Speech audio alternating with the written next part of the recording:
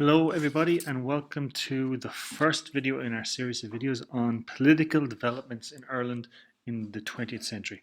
So today we're going to be looking at an extremely brief overview of what political life was like in the 19th century in Ireland. It's a fascinating time. It's one of my favourite periods in history. Well, unfortunately, in trying to give you an overview of history from the Stone Age all the way up to the modern day in a three-year course, some things get less coverage than they should, and unfortunately, 19th century history is one of them. But I feel that by having just a brief knowledge of 19th century history in Ireland, it will help with our understanding of everything that's going to happen in the 20th century in Ireland. So, as always, we begin with our learning outcomes. So, by the end of this presentation, you should know what Home Rule is and what they wanted. You should know two of the leaders of the Home Rule Party, and you should know what the difference is between the House of Lords and the House of Commons. So, to give us a brief history on what happened in Ireland in the 18th century, in 1800, the Irish Parliament, which met at this building here, Parliament House in Dublin, it voted itself into extinction by accepting the Act of Union. Now remember, this was only 2 years after the 1798 rebellion. And essentially what this meant was that all Irish politicians who were elected went to Westminster in London. And all laws relating to Ireland were now made in Westminster in London. One of the great politicians of the 19th century was Daniel O'Connell. He lived from 1775 to 1847. Now, if you remember, one of the results of the plantations in the 17th century was the introduction of the penal laws. This discriminated against Catholics and it restricted them from buying land. They were forbidden to vote and they were forbidden to be elected to Parliament. And Daniel O'Connell, he peacefully orchestrated a campaign for Catholic emancipation. Catholic emancipation was giving full political and civil rights to the Catholics in Ireland. And in 1829, O'Connell had campaigned successfully and was allowed to be elected and take his seat in the Parliament at Westminster in London. A famous phrase and motto of O'Connell's that is often relayed is this: no political change whatsoever is worth the shedding of a single drop of human blood. O'Connell believed that things could be achieved through peaceful means. After his success with Catholic emancipation, O'Connell decided then to try to get the Act of Union repealed. So the Act of Union was the thing that got rid of an Irish Parliament, that Irish politicians went over to Westminster, and he held these large meetings which are known as monster meetings. Unfortunately, by the time of his death in 1847, he was unsuccessful in being able to repeal the Act of Union. This, however, leads us to our next big political development, the Home Rule Party. So the Home Rule Party was established in 1870, and Home Rule were looking for four things in particular. First, they wanted a parliament in Dublin to deal with Ireland's internal affairs, so like education, police, roads. They wanted to be able to make the decisions on these things. Second, they were happy to let the parliament in Westminster still be in charge of external affairs, things like war and peace and trade and tariffs and things like that. Third, they agreed that the British king or queen would still be the king or queen of Ireland. And finally, like O'Connell, they wanted to achieve this through peaceful means. In the 1870s, there was huge unrest in Ireland over the poor conditions of the small farmers. They were fighting for something known as the 3 Fs. Again, this is a fascinating time in history, but it's not important for us to focus on that at the moment. What is important for us to focus on is this man, Charles Stewart Parnell. He became the leader of the Home Rule Party, and he used this unrest within Ireland, the grievances of the poor farmers, to launch a hugely popular Home Rule movement. Now, this is one of my favourite parts of history, but we don't have time to get into this fascinating piece of history. But in 1886, a Home Rule Bill was finally introduced into Westminster. William Gladstone was the Prime Minister of Britain. He was the leader of a party known as the Liberal Party, and in 1886 he tried to introduce the Home Rule Bill. However, this was defeated in the House of Commons. Parnell continued to fight for Home Rule. However, he would never get to see Home Rule, and he would never get to see another Home Rule Bill being passed. Parnell was caught in a divorce scandal in 1890. Parnell's political career came to an end in 1890. He was caught up in a divorce scandal with a married woman known as Catherine O'Shea, and he alienated a lot of his support base, and the Home Rule Party split into many different factions. Up until now, one of the strengths of Home Rule was the fact that they were united in one cause, in one purpose. But under Parnell, now there was this split between the members of the party. Parnell never gave up. He continued to campaign for Home Rule and to try to reunite the Home Rule Party under his leadership. While campaigning in 1891, he caught pneumonia and died. However, this wasn't the end of Home Rule. William Gladstone, who had worked with Parnell in trying to get through the first Home Rule Bill, came back in 1893 and tried to put through a second Home Rule Bill. He believed it was the right thing to do for Ireland. The Home Rule Bill, it passed the House of Commons this time, but it was defeated in the House of Lords. So we're just going to have a quick look at what exactly the House of Commons and the House of Lords were. So in Britain, the Parliament to this day is divided between the House of Commons and the House of Lords. The House of Commons, people who are in the House of Commons, these people are voted for by the people. They make the laws, they change taxes, they discuss the issues of the country. Once a law has been passed in the House of Commons, it then goes to the House of Lords. And the House of Lords were able to reject any bill that they didn't like. These men were not voted for. They were from the richest families in Britain, and they either inherited their title or they were appointed by the king. So they were not elected. Now, with the second Home Rule Bill defeated and the Home Rule Party divided, it looked like Home Rule was dead in the water. However, in 1900, a Wexford man named John Redmond reunited the Home Rule Party under his leadership, and he will become a key figure in the political developments of the early 20th century, and we'll be looking at him in future videos. So to recap our learning outcomes for this presentation, you should know what Home Rule is and what they wanted. So you should know that the Home Rule Party wanted a parliament in Dublin to be in charge of internal affairs. They were happy for Westminster to be in charge of external affairs. They were happy to keep the King and Queen, and they wanted to do this through peaceful means.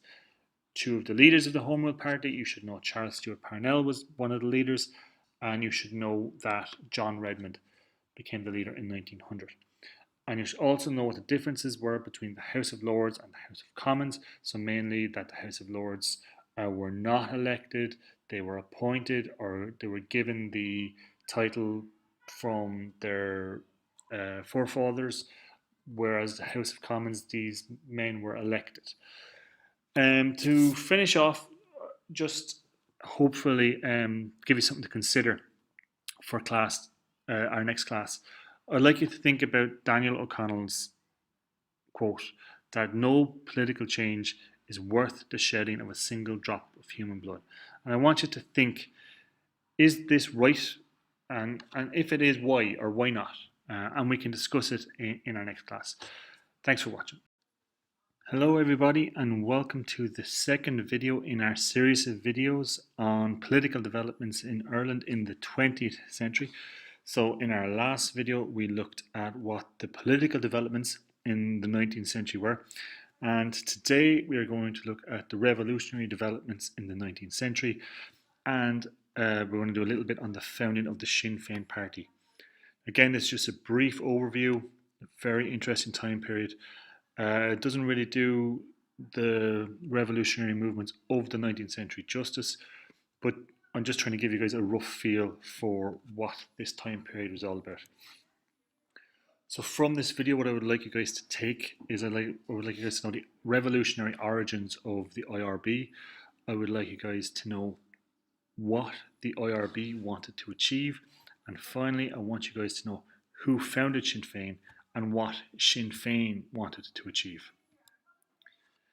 The first thing we're going to look at is Fenianism. So Fenianism is the term used to describe in Ireland the people in Ireland who wanted a fully independent country. They wanted it free from Britain, and they believed that this could only be achieved by an armed revolution. They followed in the tradition of Wolfe Tone and the 1798 rebellion, which you would have covered last year. So we're now going to look at a few other revolts that broke out in Ireland over the 19th century. The first such revolt took place in 1803. A man named Robert Emmet was responsible for this rebellion. His attempted armed rebellion, it broke out in Dublin, but it was discovered before it could really get going, and Robert Emmet was arrested. The main thing about this rebellion, it wasn't a very big rebellion, but it did inspire future generations of revolutionaries. There is a speech that Robert Emmet gives before his death, and it really inspired especially the men of the 1916 Rising. And what he's reported as having said is, "Let no man write my epitaph." An epitaph is what is written on your grave. When my country takes her place among the nations of the earth, then and not until then, let my epitaph be written. So this is Robert Emmet saying, even in death, my work isn't done. My work is not done until Ireland is free, where it takes its place among the nations of earth. Now, last time we talked about Daniel O'Connell, and we talked about the massive success he had in achieving Catholic emancipation through peaceful methods.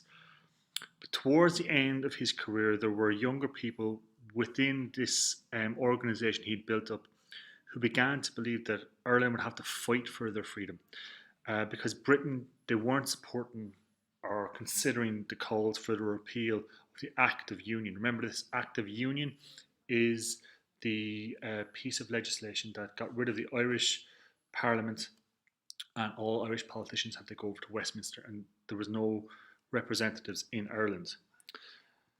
One of the groups that came out at this time was a group called the Young Irelanders.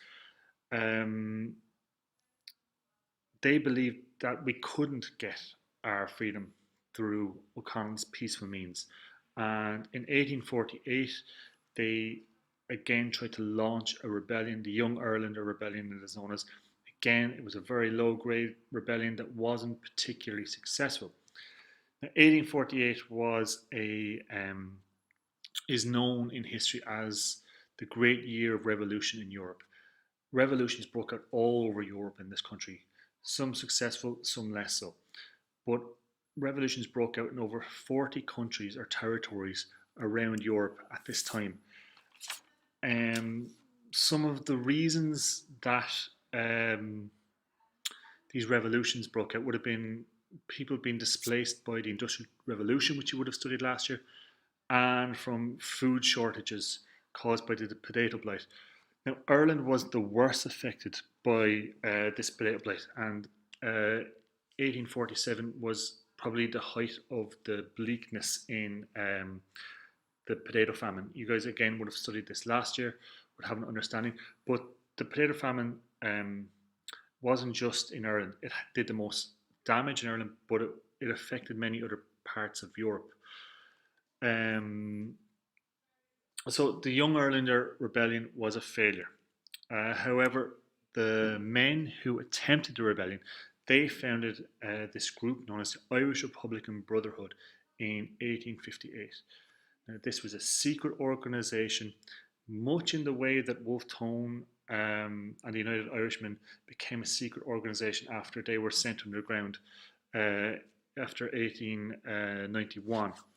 Um, so in 1867, they staged a rebellion. So this Irish Republican Brotherhood staged a rebellion. It is known as the Fenian Rising of 1867. Again, it was a poorly organised rebellion, and it was a failure. Now, many of the leaders of the IRB emigrated to France and to the United States, and they continued their revolutionary planning there, and they were trying to make, build up connections in these countries, get financing for revolutions, build up political support, particularly in America. Um, but the leaders of the IRB at this point stated that they would not stage another rebellion until there was a popular outcry from it in Ireland, and that was the IRB's stance. So they said, we will not try to start another rebellion like we did in 1867 unless there's a popular outcry within Ireland first. So, what exactly were the goals of the IRB? Well, they wanted a completely independent Ireland. Ireland would be its own sovereign country. They wanted to establish a republic. A republic means there is no kings, there is no queens. We are ruled by an elected parliament. And they also believed that they could only achieve this through physical force or rebellion. So that brings us up to date on the revolutionary movements of the 19th century. Now, the 19th, but we looked at the political side and we've looked at the revolutionary side, and both of these groups would be known as nationalists. So our Home Rule Party would be a nationalist party. The IRB and the revolutionaries would be a nationalist party. And nationalists, what they wanted was they wanted changes in the way that Ireland was ruled.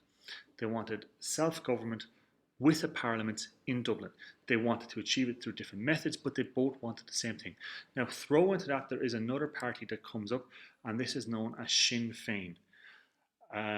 Sinn Féin was founded by a journalist called Arthur Griffith.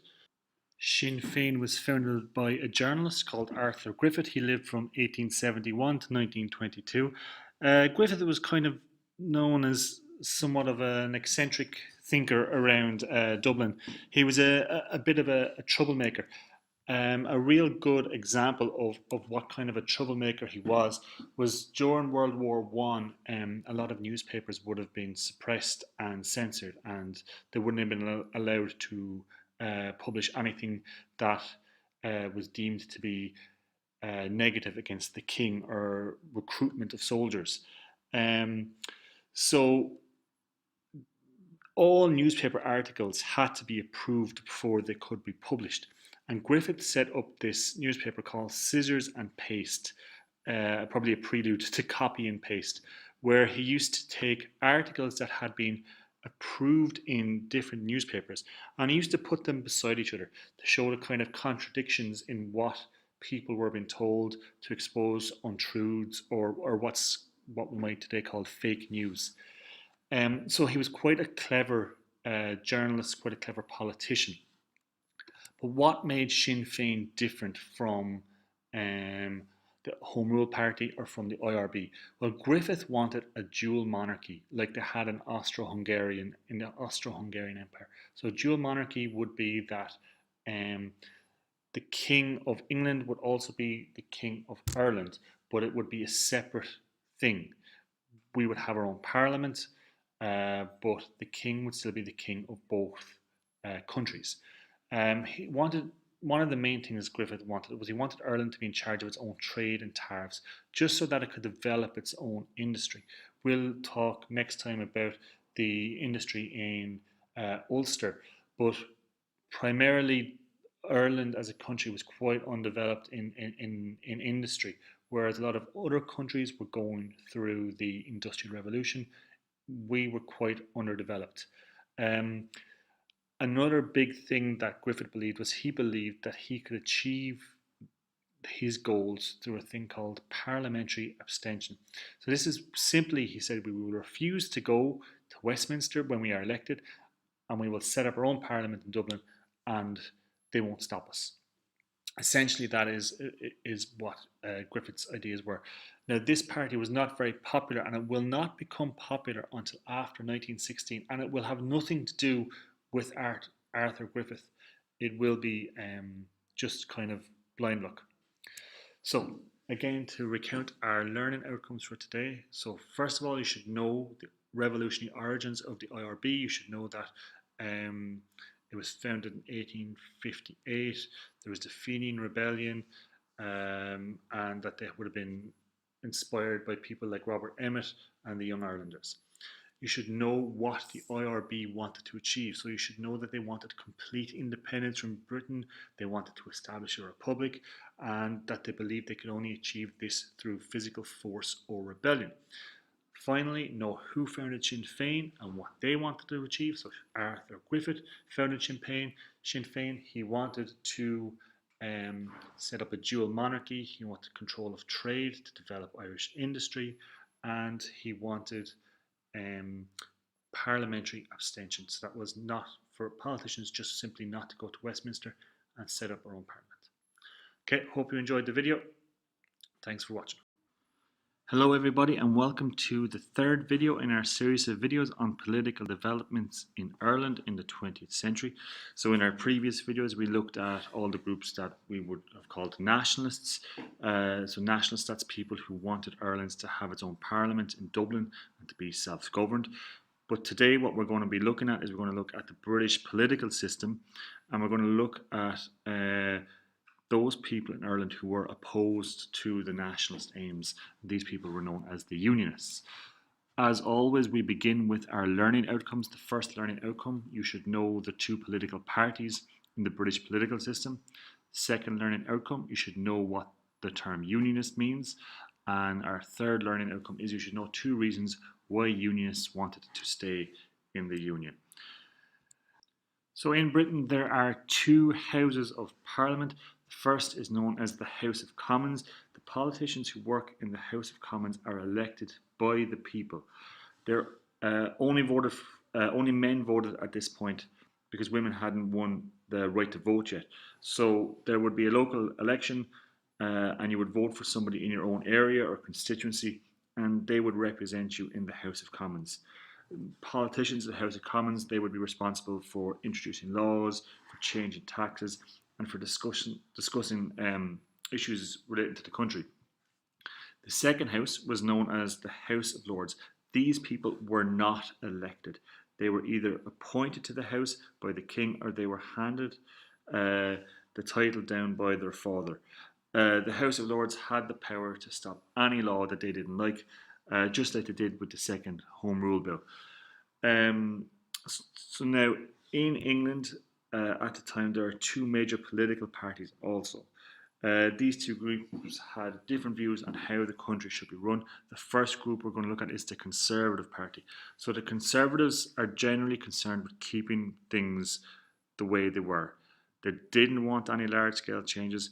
They wanted to keep the privileges of the rich. They wanted to keep the supremacy of the Church of England, and they wanted to keep power in the King and or Queen of the time. The Conservatives had been in power almost continuously for 20 years after the first Home Rule Bill, and they adopted a policy of killing Home Rule with kindness. They decided, we won't give the Irish Home Rule, but we'll take care of the grievances that they have. So they introduced a lot of land acts and a lot of the issues with farmers having to rent, tenant farmers that we looked at in the videos on the famine.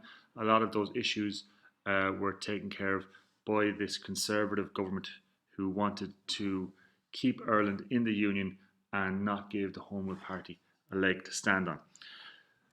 The other party known as the Liberals. And the Liberals had tried to bring in the Home Rule Bill in 1886 and 1893. The one in 1886, it was defeated in the House of Commons. What happened was a lot of the people who were part of the Liberal Party joined the Conservative Party over the bill. They weren't happy with it.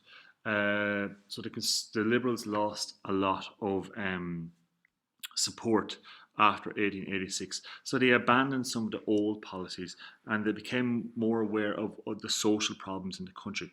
And they wanted to bring in stuff like old age pensions now.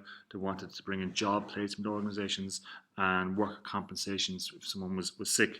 The problem was the Liberals were not in power for, as we said, nearly 20 years after that first Home Rule Bill. So Home Rule was not on the agenda. The Conservative Party and the Unionist Party, as we will look at, were tied together, blocking Home Rule. The Liberals weren't interested in bringing in Home Rule, so Home Rule at this point was not on the agenda. In 1906, the Liberals finally won the election, and they won it by a large majority. So they didn't need anybody else to help them form a government.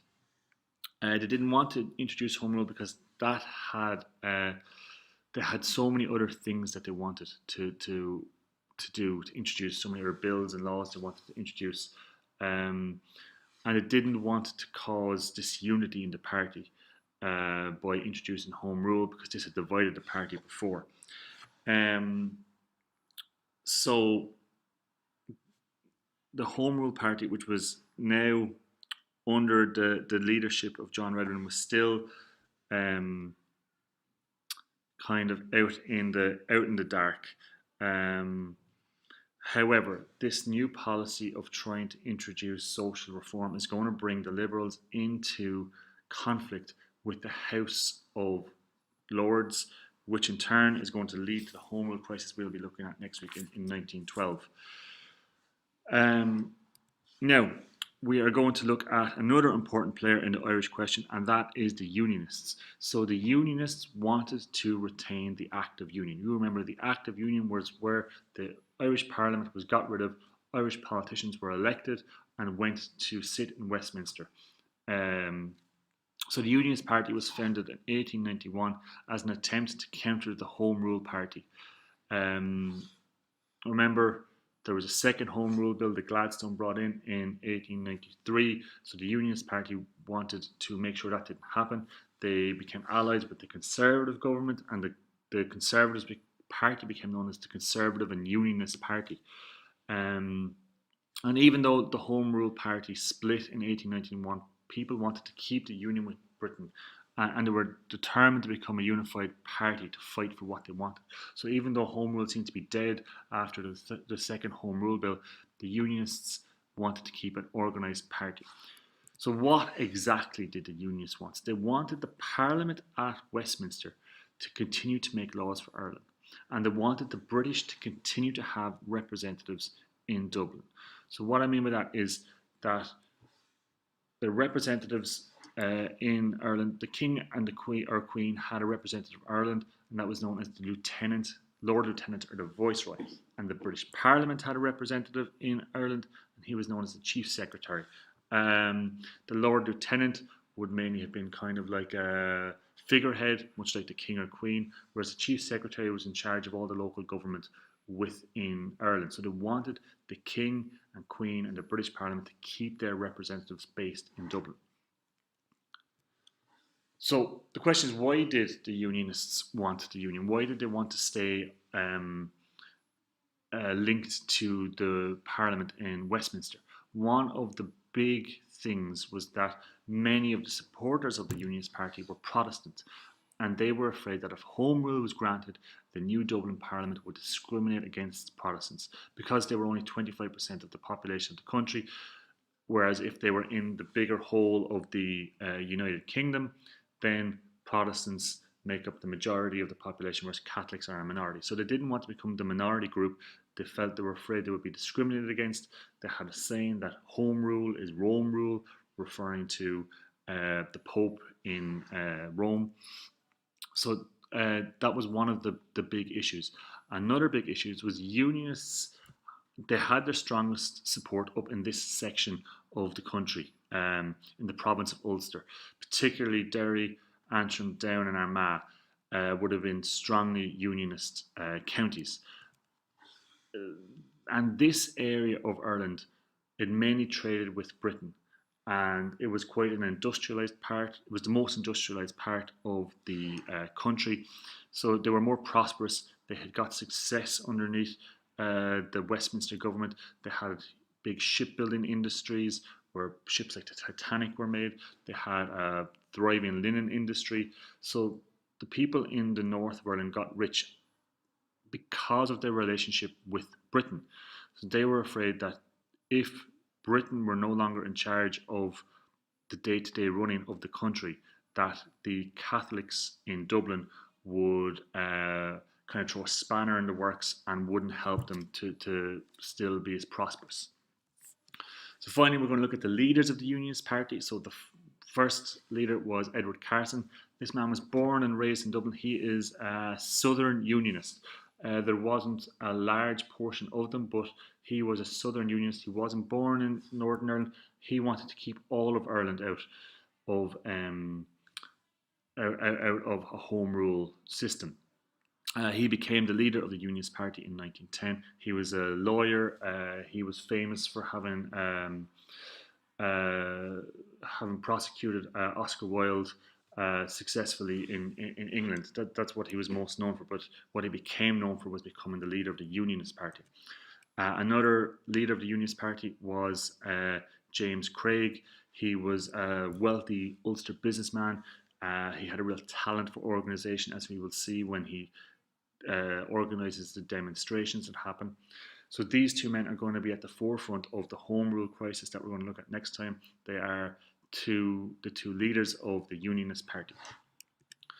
So to refresh our learning outcomes, you should know the two political parties in British politics. So you should know the Conservatives and the Liberals. You should know what the term Unionist means. You should know that they wanted to stay in union with the United Kingdom, and you should know two reasons why Unionists wanted to stay in the union with Britain. First, they were afraid they would be discriminated against because now they would be in the minority, and secondly, they were afraid that their prosperous way of living would be stopped by an inept Dublin government. Thanks for watching. Hope you got something from this.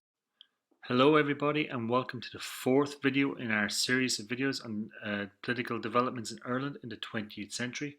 So today for our learning outcomes, what you guys should know by the end of this presentation. First of all, you should know what the Parliament Act is. Secondly, you should know two responses of the Unionists and two responses of Nationalists to the Home Rule crisis. And third, you should know what the Curragh Mutiny was. We mentioned in the last video how the Liberals came to power in 1906 and they wanted to bring in massive social reform like setting up the welfare state and old age pensions, but they kept getting in trouble with Conservatives who ruled the House of Lords.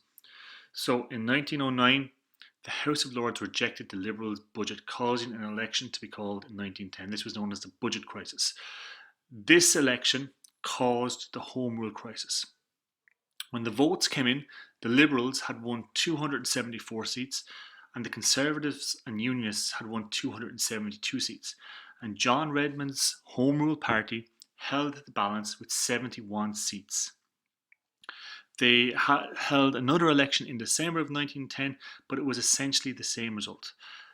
Whoever wanted to take power would need Home Rule to form a government, and the price of their cooperation was Home Rule.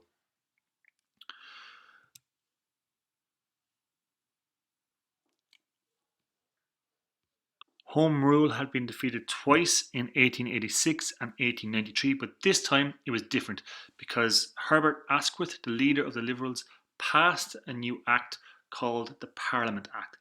The Parliament Act stated that the House of Lords could only reject a bill for 2 years and then it had to become law. Asquith had gone to King George V and he'd asked him that if the House of Lords rejected this, that the King would give peerage to hundreds of Liberals to even out the House of Lords. By that is what I mean is that the king was able to appoint people to the House of Lords, so he would appoint hundreds of people into the House of Lords. And if there is one thing the House of Lords valued more than their power, it was their status, and they did not want commoners in the House of Lords. So, with the Parliament Act passed, Asquith and the Liberals introduced the Third Home Rule Bill in 1912, which meant that in 1914 Ireland would get Home Rule. Remember, Home Rule meant that Ireland would get to handle their own internal affairs, while Britain was still in charge of external affairs. There was immediate opposition from the Unionists. It was mainly centred in the northeast of the country, and it was led by the two men we met before, Edward Carson and James Craig. They had four main strategies that evolved over the following 2 years. They first began to organise huge demonstrations against Home Rule. So this would be mass meetings to show their demonstration against Home Rule. The second thing they did was on the 28th of September in 1912, over 2,000 men signed a document called the Ulster Solemn League and Covenant, stating that they vowed to stop Home Rule coming in by any means necessary. Some men even signed their name in their own blood. Women also signed a separate declaration. A quarter of a million women signed this declaration, stating their opposition to Home Rule as well. The third thing that the Unionists did to try to prevent Home Rule was to set up something called the a military organisation called the Ulster Volunteer Force, or the UVF. They had over 100,000 men, and these men were trained by former army officers. And the whole purpose of this organisation was to prevent Home Rule. However, like any army, they needed guns, and on the 24th of April 1914 they smuggled in 35,000 guns and 5 million rounds of ammo into a port in Larne here in County Antrim. They distributed them around Northern Ireland with military precision and a little bit of help from the local police as well. So this fourth thing that led to action of Unionist opposition is known as the Larne gun running. With the Unionists taking such extreme measures to prevent Home Rule, Nationalists decided that they should act. So in November of 1913, Owen MacNeill, a nationalist who we will be talking about again during our discussion on cultural nationalism in 2 episodes' time, wrote an article called The North Began. And in this he said that nationalists should set up their own military organisation to make sure Home Rule was passed. The Irish Volunteer Force, or IVF, was set up almost immediately, and by the middle of 1914 they had almost 100,000 volunteers themselves. They also smuggled arms into the country in 1914. They smuggled in a much smaller amount, around 900 guns and 250 rounds of ammo. These guns were brought to this area here, Howth, off the coast of Dublin, in a ship called the Asgard. No, not that Asgard. This is the ship known as the Asgard. And this whole incident is known as the Howth gun run. So we have two armed military organisations on the island, and we also have the opposition party in Westminster, the Conservatives led by this man here, Andrew Bonar Law, and they're openly calling on the military that they should ignore any orders to fight the Unionists if they rebelled against the introduction of Home Rule. For an opposition party to tell the army to go against the orders of the government was a very provocative move, and sure enough, in 1914, army officers stationed in Ireland said they would resign if they were going to be forced to fight against the Unionists. And this incident is known as the Curragh Mutiny, and it showed how out of control the country was at the time. So the Third Home Rule Bill had Ireland and Britain on the verge of a civil war. It seemed destined that war would break out, but then something happened that would put all internal issues to one side.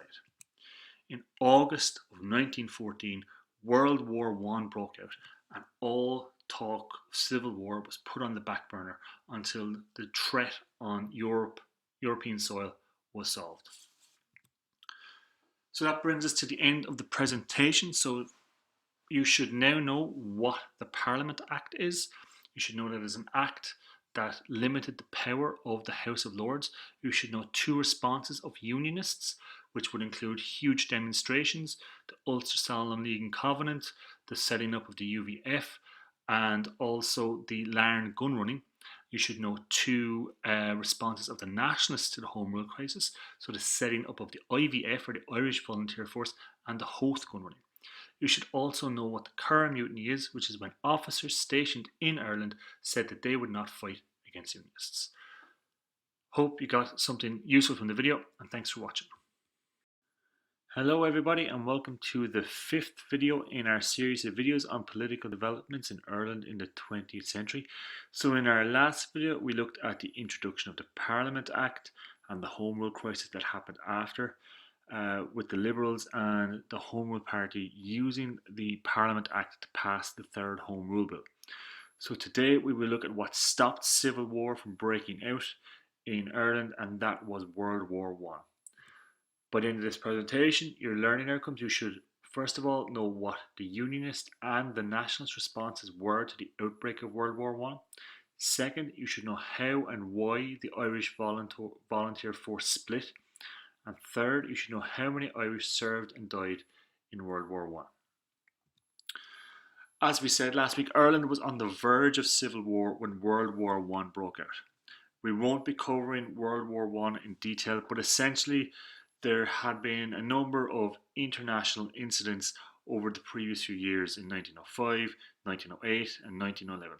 And most of the major powers of Europe had secret alliances with allies stating that if war were to break out, that they would come to help their allies.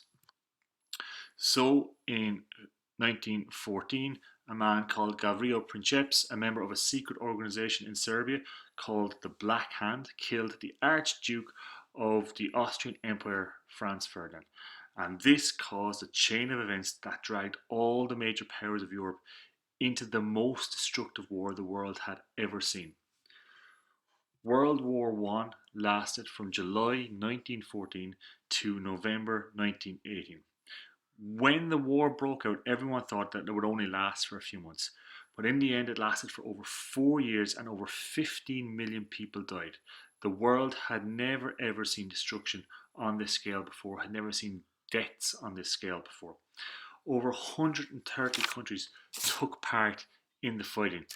And it was marked by massive battles such as the Battle of the Somme. The Battle of the Somme, as you can see here, the Somme is located in the north of France. On the first day alone, 20,000 men were killed, and overall more than 300,000 men were killed at this battle. There had never been a battle of this size before. So what was the reaction in Ireland to the outbreak of World War I? So the Unionist volunteer force, they immediately joined the war effort, thinking that it was a great way to show their loyalty and their importance to the British Empire. They also believed that they would get special treatment for their efforts. The Irish Volunteer Force actually split up over the war. So John Redmond, who we met before, was the leader of the Home Rule Party, and he appealed to the men of the IVF, the men of the Irish Volunteer Force, at a speech at Woodenbridge, County Wicklow, to volunteer for the British Army and to fight in the war.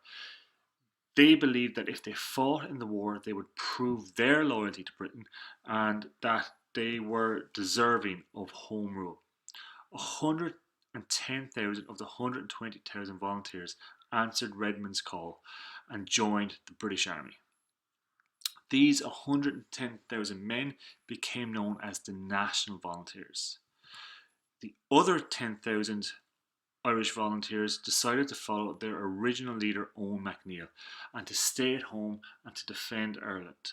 They were still called the Irish Volunteers, so that was the split.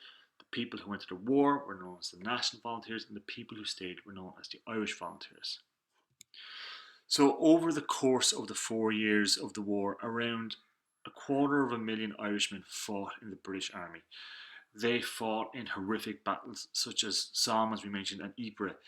And it's believed that somewhere between 30,000 and 50,000 Irishmen died during World War One. Now, these facts are pretty horrific, and you would think that this is the worst thing that could have happened to a country. But just to illustrate how tense things were in Ireland before the outbreak of World War One, Herbert Asquith, who we've met, he's the Liberal Prime Minister of Britain at the time, who had introduced the Third Home Rule Bill. He wrote in his diary, over 6 months after World War One had broke out, that one of the greatest pieces of luck in his career was that World War One broke out, because it took people's attention away from the Home Rule crisis. That the Prime Minister of Britain could say this 6 months into the bloodiest conflict humankind had ever known shows just how bad things had got with the Home Rule crisis. That brings us to the end of our presentation. So you guys should know the Unionist and the Nationalist responses to the outbreak of World War One. So the Unionist response was to immediately join the British Army, and 110,000 of the 120,000 Irish volunteers joined the war as well. You should know why the Irish Volunteer Force split. Some of them decided to follow Redmond and became the National Volunteers and joined the army. Some of them stayed as the Irish Volunteers and decided that they wanted to stay and fight for Ireland. And finally, you should know how many Irish people served and died in World War One. So roughly 250,000 served and 30 to 50,000 died. Thanks for watching. Hope you guys got some good information from this video. Hello everybody, and welcome to the latest video in our series of videos on political developments in Ireland in the 20th century. As always, we begin with our learning outcomes. So by the end of this presentation, you guys should know who set up the GAA and why the GAA was set up. You guys should be able to outline the early decline and the gradual rise in popularity of the GAA. And finally, you guys should be able to give examples of the GAA's links to the nationalist tradition in Ireland. We have studied and looked at the famine, and with the devastating effects of the famine and immigration, we discussed the Irish diaspora. So with people leaving the country so much, parents began to encourage their children to speak English instead of Irish. They did this in an attempt to give their children better prospects of finding a job, either at home in Ireland or when they would inevitably travel abroad. There was also, at this time, there was a growing influence of English sports. So sports like soccer and rugby were becoming quite popular within the country. This movement towards the English language and English games and culture is known as Anglicisation, and this is the imitating of English literature, music, games, dress, ideas, and language. So new cultural organisations were set up within Ireland to try to protect Irish culture and identity from this Anglicisation. One of these is the GAA. Now, the GAA was founded by this man here, Michael Cusack. Michael Cusack, he moved to Dublin in 1887. He moved there to set up an academy to try to prepare students for the civil service. Part of the academy curriculum would have included sports. At the beginning, soccer and rugby were very popular. As time went on, he wanted to promote Irish sports like hurling and Gaelic football, but he noticed that the rules needed to be standardised, as there were different rules in different parts of the country. So on October the 11th, 1884, he wrote an article called A Word About Irish Athletics. So this appeared in the United Irishman, which was the Home Rule Party paper. If you remember, this would have been at the height when William O'Brien was in charge of the paper that was owned primarily by Charles Stewart Parnell, and also would have been published in the Irishman. These articles were supported a week later by a letter from a man called Maurice Davin. Now, Maurice Davin was a world famous Irish athlete, and he held numerous world records in athletics at the time. So he was really a well-respected figure within the country. So him throwing his weight behind Cusack's call towards a standardization of Irish athletics really gave weight to it. So on the 1st of November in 1884, Michael Cusack convened the first meeting of the Gaelic Athletic Association. So this was known as the Gaelic Athletic Association for the Preservation and Cultivation of National Pastimes. They met in Hayes' Commercial Hotel in Thurles. Davin was elected as president, and Cusack really did a good job of attracting people from different walks of life. So 4 of the 7 founders at the meeting were Fenians. Remember, the Fenians had a rebellion in 1867. We see the power of John Devoy with Clon na Nail when we're looking at Charles Stewart Parnell. And he also got people like Archbishop Croke of Cashel. He got Charles Stewart Parnell, and he got Michael Davitt to be patrons, or to people to give money to the GAA. These 3 men, they represented some of the most powerful organisations within the Irish country at the time. Archbishop Croke represented the church, Charles Stewart Parnell was at the forefront of Irish politics, and Michael Davitt who had been the leader of the Land League, was really at the front of rural Irish concerns and programs at the time. Once the GAA met, it spread very quickly. Initially, athletics was the most popular sport, but pretty soon, hurling and football became the most popular sports within the GAA. And by 1887, only a couple of years after that meeting, there were 635 Gaelic Athletic Association clubs set up around the country. The first All-Ireland football and hurling championships took place in 1887. So while this was an initial good start, there were some early setbacks for the GAA that really threatened to derail the whole thing. One of the biggest things was the American invasion tour of 1888. So this was an attempt to raise money in America. So they sent 50 Irish athletes over to embark on a fundraising tour of Irish centres in America. They would go over there, they would have displays of hurling and athletics and these international contests between the Irish and the Americans over there, but it was a complete disaster. There was a lot of fighting went on over there. Some of the men never even came back to Ireland, and the GAA had to borrow £450 from Michael Davitt to bring the rest of them home, as I said, and 17 of them remained in America. Another big blow to the GAA was that there was the split in the Home Rule Party. When Parnell's career took a downturn after the O'Shea affair and after his death, there were massive divisions within the Home Rule Party, and it really split the country in a certain way, and it caused divisions within the GAA. So at Parnell's height in 1890, there were about 900 clubs, and 3 years later, it had dropped to 118 clubs. However, it wasn't dead yet, and there was a revival in the fortunes. And some of the things that helped to really revive it was, the first thing was the establishment of the All-Ireland finals. So, as I said before, the first All-Ireland finals were held in 1887. There was no All-Ireland in 1888, but after that, there has been one every year, even this year 2020, with the COVID-19 pandemic that's going on. There is an attempt to make sure that the All-Ireland is played this year. Another big thing that turned the fortunes of the GAA was the purchase of Croke Park. Croke Park today is a tourist site, is a magnificent stadium within Dublin City, and the GAA purchased these playing fields, and they were named after Archbishop Croke, who was one of those patrons, and that became the headquarters of the GAA and still is to this day. So the importance of Croke Park can be seen as a cultural almost monument within the country.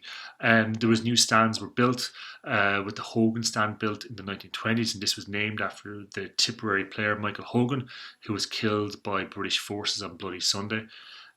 This was when 14 people were killed by tanks and soldiers who came into Croke Park during the middle of a game between Tipperary and Dublin.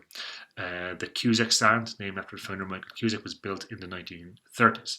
And as Croke Park begins to grow, not only did it host the All-Ireland finals this year, it begins to have other famous sporting events, like Muhammad Ali fights there against Al Lewis there in 1972. Now, the GAA had links to the nationalist traditions. As we said, the 4 of the 7 founding members were Fenians. And the GAA, along with other cultural nationalist institutions, which we look at the Gaelic League and the Anglo-Irish Literary Movement, they had links with nationalist and separatist groups like the Fenians or the IRB. And a lot of people who were in the IRA or the IRB or the Fenians also were members of the GAA. Now, there were some controversial things that the GAA did. The GAA replaced restrictions on British culture and institutions. So RIC officers or the police at the time, they were not allowed to join the GAA. This was known as Rule 21, and this was brought in 1897, and it wasn't taken out of the GAA rules until 2001. Another one which was quite controversial was the GAA banned its members from participating in and watching foreign sports like rugby and soccer.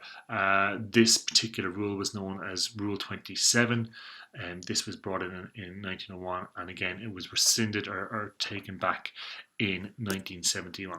So that brings us to the end of our presentation, where we have looked at the founding of the GAA and some of the crucial moments in its rise to the national cultural phenomenon that it is today. So you guys should now know who set up the GAA and why. You guys should be able to outline the early decline and gradual rise in popularity of the GAA. And finally, you guys should be able to give examples of the GAA's links to the nationalist tradition in Ireland. So thanks for watching. Hope you guys got something good from this video. Hello everybody, and welcome to the 6th video in our series of videos on political developments in Ireland in the 20th century. So up until now we have been looking at the various political groups in Ireland, the nationalists divided up into home rulers, the IRB, Sinn Féin. We've also looked at unionists, and we've looked at the home rule crisis that raged from 1912 to 1914. But today, we're just going to take a step back and look at what life was like in Ireland at the time, both culturally and socially. So your learning outcomes for this video is, by the end of this video, you guys should know what cultural nationalism means. You guys should know 3 groups that promoted cultural nationalism and 1 fact about all of them. And finally, you should know what a tenement building was and some of the conditions within the tenement building. The first thing we're going to look at then is a thing called cultural nationalism. So after Home Rule had failed to be passed in the 1880s, many Irish turned away from political nationalism and instead wanted to focus on bringing back Irish culture, which they felt had been systematically destroyed by the British. So cultural nationalism wanted to show the cultural differences between Ireland and Britain. These people hated the Anglicisation of the country. So that would have been, they hated the spreading of the English culture through language, through games and customs, which we saw was a policy brought in during the plantations. Some believed that the famine was used as a way to further get rid of the Irish culture so that they could become better English citizens. So the 3 groups that came to prominence to promote Irish culture were as follows. The first group was the GAA, or the Gaelic Athletic Association. This was founded in 1884 by a guy called Michael Cusack and a guy called Maurice Davin in Thurles. The goal of the GAA, or the Gaelic Athletic Association, was to increase the numbers of people playing traditional Irish games such as hurling and football and handball, and to organise competitions so that more people would be interested in playing. Clubs were set up in different parishes and brought a lot of pride to the local parish, and the first All-Ireland was played actually in 1887. The next cultural initiative was the founding of the Gaelic League in 1893 by Owen MacNeill and Douglas Hyde, We have already encountered MacNeill, who established the Irish Volunteer Force in 1913 after he wrote his article, The North Began. But 20 years before he did this, he set up the Gaelic League along with Douglas Hyde. Douglas Hyde will go on to become the very first president of Ireland. And the Gaelic League was set up to promote the Irish language because of the massive decline in people who were actually speaking Irish. The final noticeable group trying to promote Irish culture were the members of the Anglo-Irish literary movement. The most famous member of this group was W.B. Yeats, who even to this day is considered one of the greatest writers and poets to have ever lived. Members of the Irish literary movement, they wrote in the English language, but they used it to promote Irish folktales and history. So that even if the Irish language was in decline, the stories of the past could still inspire people to be proud of their Irish heritage so that their culture wasn't being lost, even if their language was. So we've looked at cultural nationalism and the effect that that had on society. But now we're going to look at what life was like in Ireland at the time. So cities such as Dublin were extremely poor. We talked about how Belfast was a developed city with a thriving industry, but conditions in Dublin were horrific. Belfast was a special case, but the rest of the country, the rest of the cities were bad. Dublin was in particular horrific. The poorest people in the city are the working class people. They lived in slums in terraced tenement houses. So these were large houses that used to belong to wealthy people before they had moved out to the suburbs. Now up to 8 families could live in one of these houses. With many families all living in one room. There could be up to like 12 people in the family from all generations, from grandparents to parents to kids, all living in these buildings. This is a photo taken. Everybody in that picture, all of them lived in that one building, okay? So that's a 3-story building, okay? So all the people in that picture actually lived in there. So in these filthy, cramped conditions, diseases like cholera and TB spread rapidly. Cholera you get from dirty drinking water, and a lot of these houses usually only had one tap and one toilet, which is outside, and this could be shared by up to 90 people. So these diseases like cholera and TB spread rapidly. On top of this, workers, they really had no rights, and we will be looking at how these conditions and the poor working conditions lead to the formation of trade unions in our next video. At this time also there was an emerging kind of feminist consciousness in Ireland. Isabella Todd really furthered women's rights in Belfast in the 1880s, and she campaigned for women's suffrage, or for the right to vote. Another major figure in championing the cause of women was Hannah Sheehy Skeffington. She set up the Irish Women's Franchise League in 1908. So while the suffragettes led the campaign for the right to vote in Britain, Sheehy Skeffington and her Irish Women's Franchise League led the campaign here. She was arrested multiple times for her feminist activities, and later on her and her husband, pictured down here below, were arrested for their activities relating to anti-recruiting during World War I. All these campaigning led in 1918 to women over 30 being given the right to vote. Men only had to be 21, but when Ireland got control of its own parliament, they gave women the equal voting rights to men, and that was in 1922. So that brings us to the end of our presentation. So by the end of this, you should know what cultural nationalism is. You should know that they were looking to show the differences between the Irish culture and the British culture. You should also know 3 groups that promoted cultural nationalism and one fact about them. So the GAA, the Gaelic League, and the Anglo-Irish literary movement. And you should know what a tenement building was and some of the conditions in that building. That's the end of the presentation. Thanks for watching. Hope you got something good from it. Hello everybody, and welcome to the 7th video in our series of videos on political developments in Ireland in the 20th century. So today we are going to be looking at the 1913 lockout. As always with our learning outcomes, you guys should know who the leaders of the trade unions and the leader of the employers was. You guys should know what the ITGWU and the ICA stand for, and you should know what happened in the 1913 lockout. As we stated in the last video, Dublin was a particularly horrific place to live. And in 1913, the lockout occurred, which made conditions even worse for around a third of the population of Dublin. This is probably the nearest that Ireland has ever come to a socialist revolution, which is something that we'll be looking at when we study the Soviet Union later on. So, what was the lockout? Well, it had its beginnings with the formation of a trade union called the Irish Transport and General Workers Union in 1908, or the ITGWU. So trade unions they're set up to defend the rights of workers. Jim Larkin was the man responsible for setting up the ITGWU in Dublin.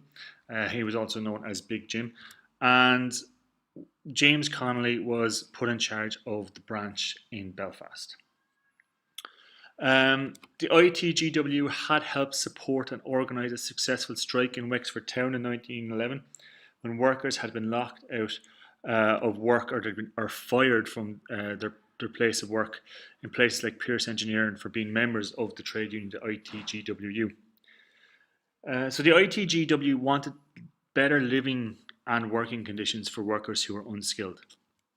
And in 1913, a businessman called William Martin Murphy, he was the owner of the newspaper The Irish Independent, he locked out many of his workers who were members of the ITGW.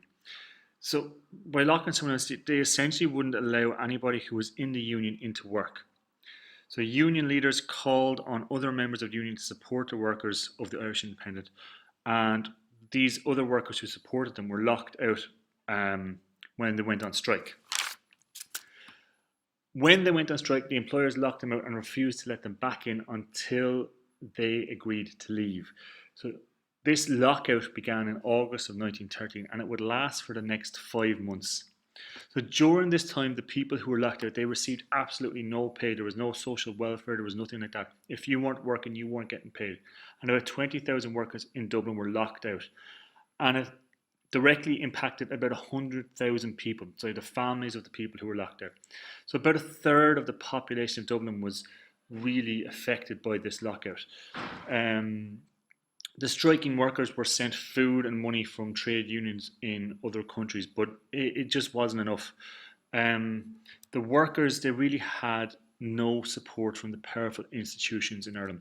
The Home Rule Party, led by John Redmond, supported the employers because they saw them as good capitalists who they would need for when Ireland got some independence. The Catholic Church didn't support the workers because they feared it would lead to socialism. They also were angry at the prospect of Irish children being sent over to Britain because they were starving in Dublin.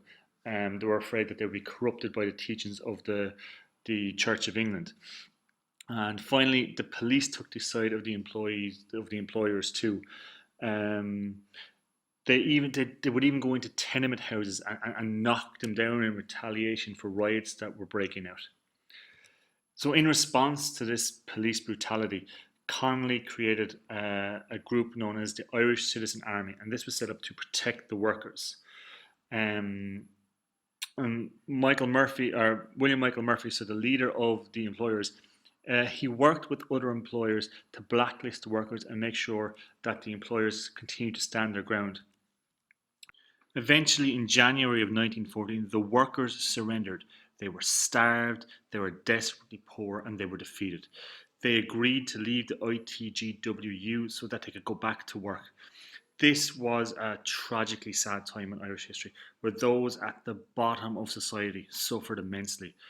The actual poverty of the people of Dublin was one of the most striking things about the lockout. W.B. Yeats, who we met in our last video as one of the leaders of the Anglo-Irish literary movement, wrote a poem during the lockout called September 1913, and he lamented how the Irish people had been let down. And in the poem, the famous line goes, "Romantic Ireland's dead and gone, it's with O'Leary in the grave." All these ideas of a beautiful Ireland were really crushed by the poverty that was on show prior to and especially during the lockout in 1913. So that brings us to the end of our presentation. You guys should know the leaders of the trade unions, the ITGWU. So James Larkin, or Big Jim, and James Connolly. and the leader of the employers, William Martin Murphy. You should also know what the ITGWU stands for, so the Irish Transport and General Workers Union, and the ICA stood for the Irish Citizens Army, who were set up to protect the workers during the lockout.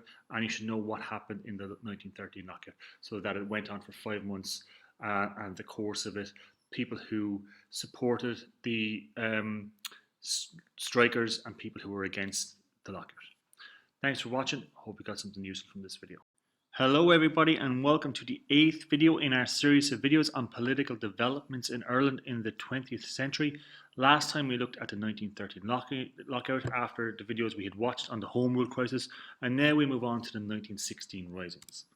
As always, we have our learning outcomes. So first of all, you guys should know the members of the IRB Military Council. Secondly, you guys should know how they attempted to recruit men and weapons. And finally, you should know 2 things that went wrong and stopped the rising taking place on Easter Sunday as was planned. The IRB had come under new leadership with Tom Clark and had new enthusiastic recruits such as Padraig Pearse. And when World War I broke out, they saw this as an opportunity for them to achieve the goal of Irish independence. They saw England's difficulty or the war as Ireland's opportunity. So they would have gone against the idea that they would wait for the whole country to be ready for a rebellion, and decided that now was time to strike. They formed a military council in 1915 charged with planning the rebellion against the British. There were 6 men on this council: Tom Clark, Sean McDermott, Padraig Pearse, Joseph Plunkett, Eamon Cant, and Thomas MacDonagh. And in January 1916, they decided to stage the rising in Easter in 1916. But like any good revolution, they wanted to keep their plans secret until they were ready to attack. So they secretly attempted to recruit men and arms. And there were 2 groups they wanted to join them. First of all, they tried to convince James Connolly and the Irish Citizen Army to join the rebellion. James Connolly was one of the leaders during the 1913 lockout, and he set up the Irish Citizen Army to protect workers' rights. The second group that they wanted to convince were the 10,000 Irish volunteers who didn't join the British Army. They wanted them to join the rising as well. Remember, these guys were led by Owen MacNeill, and John Redmond had convinced 100,000 of their fellow, or 110,000, sorry, of their fellow men to join the British Army in World War I. As far as arms were concerned, they elicited the help of this man here, Roger Casement, who was sent to Germany soon after World War I began. Casement is a special case. He was a bit of a celebrity and a hero in England, as he had written extensive pieces on human rights atrocities in places such as the Congo and Peru, and they had a massive impact on British colonial policy. But he was a nationalist and he was Irish, and even though he was a celebrity in Britain, he was determined that another abuse was how the Irish had been treated by the English, and that he wanted them to have their freedom. So Casement went to Germany, and he eventually secured 20,000 rifles and 10 machine guns, and then he set for sail for Ireland on a ship called the Aud. The IRB, again, they tried to convince Owen MacNeill, the leader of the Irish Volunteers, to join, but he was against the idea. He said he would only join if they were either attacked by the British or if the British attempted to conscript his men into the army. So Joseph Plunkett, one of the members of the military council, forged a document called the Castle Document. In this, it stated that the British had plans to disarm the Irish Volunteers. Once MacNeill had this Castle Document and assurances that Casement was arriving with guns, he put an order in the newspaper telling the volunteers to go out on Easter Sunday for drills and manoeuvres, which was code for them taking part in the rising. So the original plan was for the rising to be countrywide, but plans fell apart before the rising began. First, Roger Casement was captured in County Kerry, arriving with the weapons. This meant that the guns that were meant to be distributed countrywide were now in the hands of the British. Next, the second thing that delayed the rising was that Owen MacNeill found out the Castle Document was a forgery. And he sent out word in the Irish Independent that the drills and manoeuvres were to be cancelled. So it seems that the rising was defeated before it even happened. But the IRB Military Council was adamant that they would have the rising and decided that they would go ahead with it the following day on Easter Sunday. They realised that whatever chance they had of staging a successful rising was now gone. So they opted instead to make a stand. And if that was unsuccessful, they hoped that their blood sacrifice would inspire the rest of Ireland to rise up. In the words of Padraig Pearse, you cannot conquer Ireland. You cannot extinguish the Irish passion for freedom. If our deed has not been sufficient to win freedom, then our children will win it by a better deed. That brings us to the end of our presentation for today. So again, to review our learning outcomes, you guys should know the members of the IRB Military Council, the 6 names. Secondly, you guys should know how they attempted to recruit men and weapons, mainly by trying to get the ICA and the Irish Volunteers involved, and the efforts of Roger Casement to secure weapons. And finally, you should know 2 things that went wrong and stopped the rising taking place on Easter Sunday. So that would have been the capture of Casement and the guns, and the discovery of the castle document as a forgery, and Owen MacNeill's countermanding order. That's the end of the presentation. Thanks for watching. Hope you guys got something good from it. Hello everybody, and welcome to the 9th video in our series of videos on political developments in Irish history in the 20th century. So last time we looked at the planning of the 1916 rising going pretty pear-shaped, and the leaders of the rebellion deciding that they would continue the rising even with little to no hope of success. So today we're going to look at the actual rising itself and the immediate aftermath of it. As always, you have your learning outcomes, so by the end of this video, you guys should know 3 facts about the rising, you guys should know 3 reasons why it failed, and you guys should know the major consequence of the rising. So with the planned rising for Easter Sunday in tatters after the arrest of Casement with the arms from Germany and Owen MacNeill's countermanding order, the organisers of the rebellion decided that they would still stage the rebellion the next day on Easter Monday. So who took part in the rising? There was about 15,000 Irish volunteers from the IVF, and they decided to take part in the rising. There were about 300 men in James Connolly's Irish Citizen Army, and they took part. There were also the members of the IRB, and finally there were also female participants in the rising from the organisation Cumann na mBan. Padraig Pearse and James Connolly took the GPO on O'Connell Street, a very famous building on O'Connell Street, which at the time was known as Sackville Street.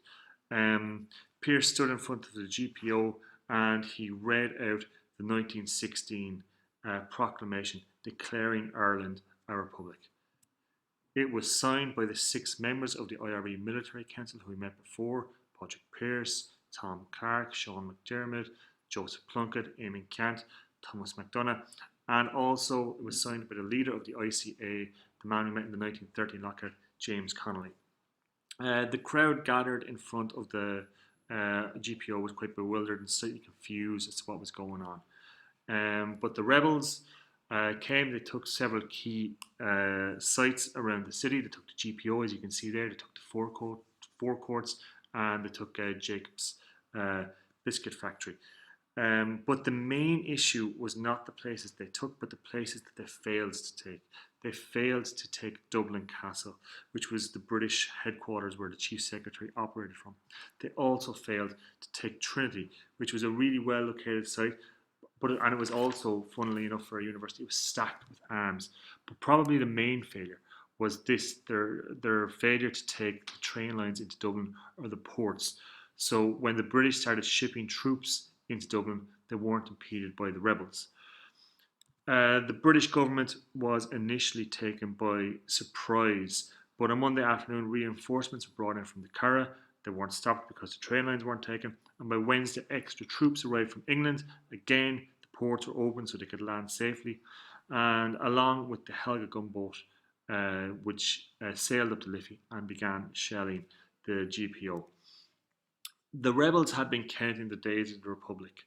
Monday was day 1, Tuesday was day 2, but by day 6, Saturday, the rebels decided to surrender. The city laid in ruins. The rebels had spent the week under siege, being shot at, and having shells rained down on them, and they largely just defended their positions with rifle and sniper fire and improvised explosives as well. So Padraig Pearse, surrendered unconditionally, saying that in order to prevent the further slaughter of Dublin citizens in the hope of saving the lives of our followers, now surrounded and hopelessly outnumbered. So why did the rising fail? It can seem quite obvious, but there are four things we can kind of point to. We can obviously point out that they were outnumbered by the British Army, and they didn't have the 10,000 Irish volunteers that could have been there on Easter Sunday, and also they didn't take key positions. Second thing, the people of Dublin didn't support the rising, so there wasn't a mass rising. The people were pretty unhappy with the destruction of their city. The third point as to why the rising failed, it was only in Dublin. So the British concentrated their troops there and were able to put down the rising quite quickly. And the fourth one, as I alluded to, they didn't take the key positions such as Trinity College, the train lines most importantly, and the ports. In total, nearly 500 people died. About 300 of those were civilians, 64 were rebels, and about 130 were RIC soldiers or RIC police officers, or British soldiers. However, even though the rising was a complete military failure, the British handling of the aftermath made the rising's goal of being a blood sacrifice an absolute success. British executed 16 people. This is a small number for the damage caused and for staging a rebellion. However, they staggered the executions, and with each passing day, the public opinion turned against the British. All 7 of the men who signed the proclamation were executed in Kilmainham jail, including James Connolly, who had been injured in the firing in the GPO, and he was unable to stand, so he was tied to a chair to face the firing squad. 8 others were killed, including Sam Houston and a Wexford man called Michael O'Hanrahan, and Roger Casement, who tried to bring in the guns from Germany. He was the last to be killed. He was hung for treason in August of 1916. However, the big consequence of the rising is that these executions were crucial in awakening the Irish desire for independence and turning them against the British and their promised home rule. So that brings us to the end of the presentation. So you guys should know 3 facts about the rising: when it took place, some of the buildings they took, some of the buildings they didn't take, how long it lasted, and some of the leaders who took part. You guys should know 3 reasons why it failed. As outlined above, they were outnumbered by the British Army. The people didn't support the rising in Dublin. It was only in Dublin, so the British could concentrate their troops there, and they didn't take key positions. Finally, you guys should know the major consequences of the rising, which was the awakening of the Irish desire for independence and turning popular opinion against the British and towards the rebels. Thanks for watching. Hope you guys got something useful from this video. Hello everybody, and welcome to the 10th video in our series of videos on political developments in Ireland in the 20th century. So in our last video we looked at the 1916 rising and the reaction to it. Today we're going to see how this rising that was massively unpopular when it happened ended up being the catalyst for the War of Independence that broke out in 1919. As always, we begin with our learning outcomes. So by the end of this presentation, you guys should know what internment and conscription are. You guys should point to 3 things that led to the rise in popularity of the Sinn Féin party. And finally, you guys should know 3 of Sinn Féin's policies after the successful election in 1918. We talked last week about how the execution of the rebel leaders and how that had turned the people of Ireland against the British. People were initially upset because they thought the rising would affect Ireland getting home rule. But with the execution of the 15 leaders and a further 75 being sentenced to life, including Owen MacNeill and Eamon de Valera, sympathy for the rebels grew. On top of that, a further 2,000 were arrested and imprisoned in jails without trial. So This is called internment, and imprisonment without trial is known as internment. Rebels such as Michael Collins and Cathal Brugha were imprisoned in Frongoch prison in Wales, while men who had absolutely nothing to do with the rising, like Arthur Griffith, were also interned. Funnily enough, the rising didn't become known as the IRB Rising or the Volunteer Rising or the Irish Citizen Army Rising. It became known as the Sinn Féin Rising. Even though there were rebels who were in the Easter Rising that were members of the Sinn Féin party, they were a small amount. However, as the public opinion turned due to the executions and internment of the rebels, Sinn Féin became more popular. At the end of 1916, however, all these interned prisoners were released due to the public backlash. And in 1917, there were a series of by-elections. So a by-election is a special election that takes place when an elected politician dies or has to stand down. And there were 4 of these incidents in Ireland in 1917. Sinn Féin won 4 elections in a row, showing the rise in their popularity. They defeated the once untouchable Home Rule Party. Sinn Féin began running candidates who were imprisoned, and they really got the sympathy vote. As a show of good faith to the United States, who had just joined the British side in World War I, the new Prime Minister, David Lloyd George, who we'll be talking about later on, agreed to release those 75 prisoners that he had sentenced to life imprisonment in June of 1917. So now all the rebels were back out and free to go back to Ireland. This included Eamon de Valera. He's an American-born nationalist who was the only senior commander of the 1916 Rising who wasn't executed.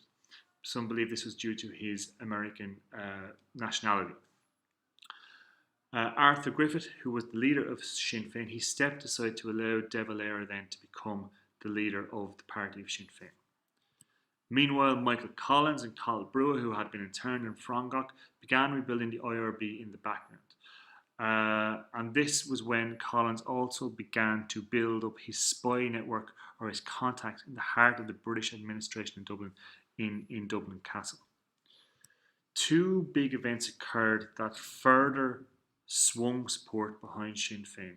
So we had their association with the Rising, and now the conscription crisis of 1918 furthers their popularity. In 1918, Britain passed a law that would bring in conscription. So conscription is compulsory military service. This is obviously the opposite of voluntary military service. If you are called upon by the British government, you have to go and serve. Both Sinn Féin and the Home Rule Party opposed this law. However, administrators in Dublin Castle alleged the leaders of Sinn Féin were plotting with the Germans to stage another rising. There was no evidence for this, and Sinn Féin didn't have the men or the women to do this. But the British government arrested the leaders of Sinn Féin, people such as Arthur Griffith, Eamon de Valera, Countess Markievicz, another successful rebel who had fought in 1916, while Collins and Brugha went on the run to escape arrest. This was seen by everybody for what it was. It was an excuse to arrest those opposed to conscription. However, no Home Rule politicians were arrested, and Sinn Féin's popularity grew even stronger. By now, the party was as big as the Home Rule Party, and when a general election was called at the end of World War I, Sinn Féin wiped out the Home Rule Party. The election took place in December 1918, and Sinn Féin won 73 seats, while the Home Rule Party won only 6. Remember, Home Rule in the 1912 election had won 73 seats themselves. Sinn Féin now demanded a republic. Our dual monarchy would no longer suffice. The political goals had changed. They kept Griffith's policy of abstention, so they believed that they should not participate in Westminster and wanted to set up their own government in Dublin. They also decided that they would meld the 2 ideologies of the IRB and original Sinn Féin, and they would be willing to use both parliamentary methods and physical force to achieve their goal of an independent Ireland that was a republic. That brings us to the end of our presentation. So you guys should now know what internment, imprisonment without trial was, conscription, compulsory military service. You guys should be able to point out 3 things that led to the rise in popularity of Sinn Féin. They association with the 1916 Rising, the conscription crisis of 1918, and the German plot.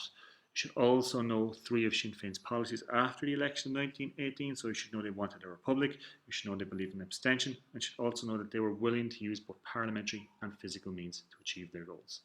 That's the end of the video. Hope you guys got something useful from this. Hello everybody, and welcome to the 11th video in our series of videos on political developments in Ireland in the 20th century. Today we are going to look at the Irish War of Independence, which runs from 1919 up till 1921. As always, we begin with our learning outcomes. So by the end of this presentation, you guys should know when and how Sinn Féin set up their own government in Ireland. Secondly, you should know what was the main tactic of the Volunteers or the IRA, and who did they target. And third, you guys should name two government responses to the increasing violence or attacks by the Volunteers and the IRA. As we mentioned in the end of our last video, the Sinn Féin party won a massive election in 1918 and were willing to use both parliamentary means and physical violence to achieve their goal of a republic. And these two strands, the violence and the politics, really characterized the War of Independence. We will look at the parliamentary side first. So Sinn Féin, as we mentioned, followed a policy of abstention, meaning that they would form their own government in Dublin and ignore Westminster. So on the 21st of January 1919, the 73 elected Sinn Féin politicians scheduled a meeting of the First Dáil in the Mansion House in Dublin. Only 27 could attend, as some of the elected representatives were in jail or still on the run after the conscription crisis, which we talked about the last time. They invited unionists and home rulers to join them in the Dáil, which they said was the legal government of Ireland, but both of them refused and took their seats in Westminster. With the First Dáil, Eamon de Valera was elected president. He was actually in jail when the First Dáil met in January and was freed from jail at Lincoln Prison in England, thanks to the efforts of Michael Collins, who organised it. And when he came to the Second Dáil, actually in April of 1919, that's when he was officially named president. Arthur Griffith was named vice president. Michael Collins was named Minister of Finance. Countess Markovics, who we met before, was Minister for Labour. Cathal Brugha, who had helped re-establish the IRB and the Volunteers and the IRA with Michael Collins, was Minister for Defence, and W.T. Cosgrave was Minister for Local Government. So how did Sinn Féin take over the government?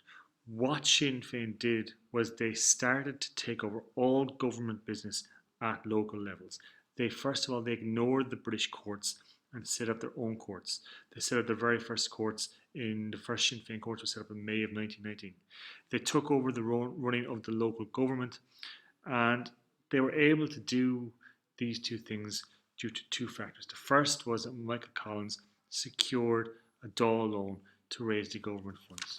The second was the physical force element of Sinn Féin's plan. This allowed them to enforce their new systems at a local level. It's said that the first shots of the War of Independence were shot on the 21st of January 1919, the same day as the First Dáil met. The attack happened at Soloheadbeg in County Tipperary, where the Volunteers, who were soon to be renamed the IRA, were led by a man named Dan Breen, and they ambushed an RIC, or the Royal Irish Constabulary, so this is the police force. They ambushed an RIC post in a weapons raid. 2 policemen were shot, dead and killed. This was the policy that the Volunteers or the IRA pursued. They targeted police officers, RIC men, in the first 18 months of the war. The majority of people killed were policemen and not British soldiers, with the police forced to take defensive positions in their localities. Sinn Féin were able to take over the courts and local government. The main tactic used by the IRA was guerrilla war tactics or hit and run tactics. Units like Dan Breen's unit in Soloheadbug would form and they would carry out ambushes or attacks on local isolated RIC barracks in the countryside and then slip away with the ammunition and the guns from their raids. Munster and Dublin in particular were completely under Sinn Féin rule. The IRC and the army stationed in Ireland became more and more enraged by the guerrilla tactics and began reprisal or revenge attacks. In March of 1920, the RIC murdered the Lord Mayor of Cork, Thomas McCurtain, in front of his family. His successor, Terence McSweeney, was arrested soon after, and he died on a hunger strike in Brixton Prison after 74 days on hunger strike. However, the British response was about to become a lot harsher, as in March of 1920 also we saw the arrival of the first units of the Black and Tans. They were called the Black and Tans due to their uniforms, which were a mixture of the black of the IRC uniforms and the tan of the army uniform. These were ex-soldiers who were recruited due to a shortage of RIC recruits. This was primarily due to the guerrilla tactics of the volunteers in the IRA.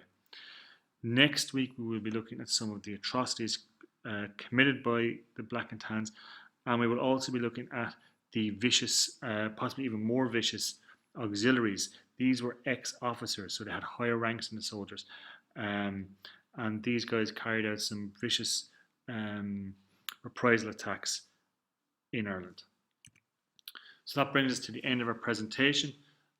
So by now you guys should know when and how Sinn Féin set up the government. So on 21st of January 1919, you should know that they set up the government by putting in local, taking over local government, setting up their own courts and procuring loans.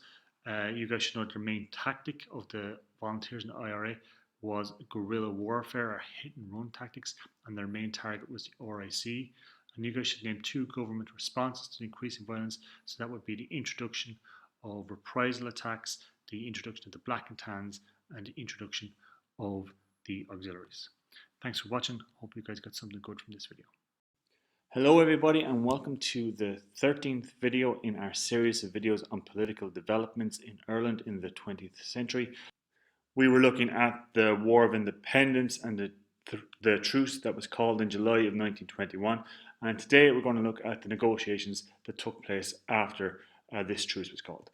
As always, we begin with our learning outcomes, so by the end of this presentation you guys should know three main issues up for discussion during the treaty negotiations. You guys should know three main provisions of the Anglo-Irish Treaty, and then you guys should know two arguments for and two arguments against the treaty. So between July and October of 1921, Eamon de Valera and David Lloyd George, here on the right, the Prime Minister of Britain, they met 4 times in private, but they failed to agree on anything. So de Valera selected a delegation to represent Ireland in negotiations. These included Arthur Griffith, Michael Collins, Robert Barton, Eamon Duggan, and George Gavin Duffy. Arthur Griffith was the head of the delegation, and Michael Collins was second in command. They were negotiating with a vastly more experienced British politicians. David Lloyd George, the Prime Minister, as we mentioned, he was known as the Welsh Wizard. He had run rings around Woodrow Wilson in the Paris peace negotiations. Winston Churchill, who I'm sure most of you know, Austen Chamberlain and Lord Birkenhead were also part of that British delegation. De Valera had refused to go as he was head of the state, and he gave the delegation orders that they would have to consult him and the Dáil before coming to any agreements. So there were 3 main issues up for discussion. Security or the treaty ports, the partition of Ireland, and Ireland's association with Britain. So on the first point, all sides agreed that for security purposes that Britain would have control of 3 ports in Ireland. These were Lough Swilly, Cove or Spike Island, and Bearhaven. Partition was the next main issue, but it wasn't as big an issue as was later made out to be. At the time, all the politicians in the Dáil were mainly concerned with Ireland's status in relation to Britain. Now, partition had come into effect in Ireland before the negotiations in 1920, when Westminster passed the Government of Ireland. This was based off the Third Home Rule Bill that was meant to come into effect in 1914 but was delayed by World War One. It set up a separate parliament in Northern Ireland, which was defined as the six counties of Antrim, Down, Armagh, Derry, Tyrone, and Fermanagh. Both sides, the Irish and English, agreed to the setting up of a boundary commission in the future that would decide on the border between Northern and Southern Ireland. The Irish believed that the border would be withdrawn significantly, in line with the amount of Catholics and nationalists who were in Northern Ireland. So this wasn't a massive point of contention once they had the promise of a boundary commission. The big sticking point in negotiations was the status Ireland would have. All sides knew that a republic wouldn't be granted. Even though that was the aim of Sinn Féin and the Volunteers, they knew a republic wouldn't be granted. Britain had wanted Ireland to become a member of the British Commonwealth, like Canada and Australia, like you can see here, the Commonwealth in Britain in the 1920s, they had a lot of independence, but they still recognised the king as the head of the estate. So I suppose the way the Commonwealth would look was it would have king as the head of state, and Ireland would be within this thing called the Commonwealth. De Valera wanted something called external association, where Ireland would be outside of the Commonwealth. As you can kind of see here, Commonwealth and Ireland are side by side as two separate sovereign nations. And instead of the king being the head of state, the king would be the head of the association. So this is what De Valera wanted, and this is what the British wanted. On the 6th of December, David Lloyd George gave the Irish delegation assurances about Irish unity, about the Boundary Commission, and that Ireland would have a special dominion status and be known as a free state, the Free State of Ireland. He also told them that if they didn't sign there and then, that there would be immediate war. Collins, in particular, was aware that Ireland was not prepared to go back to immediate war. So once Griffith had agreed to sign, Collins followed quickly, and then they convinced the other delegates to sign. So the main points of the treaty, the first four are in relation to Ireland's association with Britain. The next one is about security, and the final one is about the partition. So the first thing was Ireland would be known as a free state, the Free State of Ireland. Ireland would be in the Commonwealth. The king would have a representative known as the Governor General in the country. All the members of the Dáil would have to take an oath of allegiance to the king as the head of the state. The fifth point was that Britain would have the treaty ports, which would be the three treaty ports that we talked about earlier on. And finally, a boundary commission would be set up to decide on the border issue with Northern Ireland. The delegates returned home with the treaty, and it was rapidly debated between December 1921 and January 1922. The Dáil broke into two camps. We had the pro-treaty camp and the anti-treaty camp. So Collins and Griffith were the leaders of the pro-treaty camp, while Cathal Brugha and Eamon de Valera were two of the leaders of the anti-treaty camp. So the pro-treaty camp said that the IRA, we had to accept the treaty because the IRA couldn't continue the war. Collins called it a stepping stone to Irish independence, that it gave Ireland the freedom to achieve freedom. And the final point they said was that it gave way more independence than Home Rule had ever promised to give Ireland. The anti-treaty people many of them wanted to arrest the delegation when they arrived back in Ireland as traders, because they believed that better terms could have been negotiated, and they were really unhappy that the king was recognised as head of the state. So all these people who had died, and still we would have to swear an oath of allegiance to the king, was something that they found unacceptable. The final vote on whether to accept the treaty took place on the 7th of January 1922, and the pro-treaty side won 64 to 57. As you can see, this was massive international news. This is the front page of the New York Times. And De Valera resigned, and he and his supporters left the Dáil. and Arthur Griffith replaced De Valera as President of Ireland. This was going to be one of the main factors in civil war breaking out in Ireland in 1922.